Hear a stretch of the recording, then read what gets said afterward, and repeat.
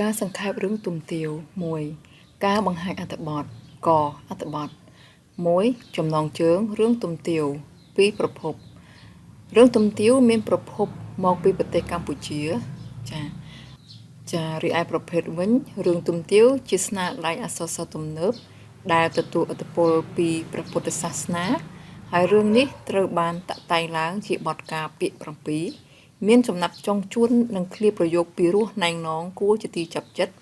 ដែលតាក់តែងឡើងដោយព្រះបទុមធរៈសោមក្នុងរវាងឆ្នាំ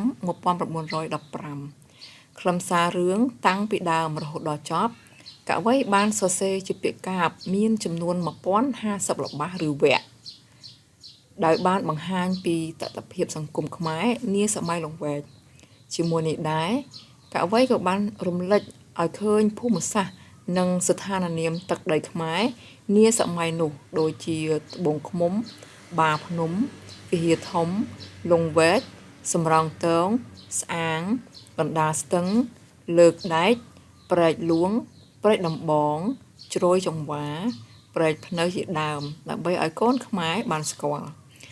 ហើយនៅក្នុងរឿងនេះចលនាគឺជាប្រភេទខេមរនិយម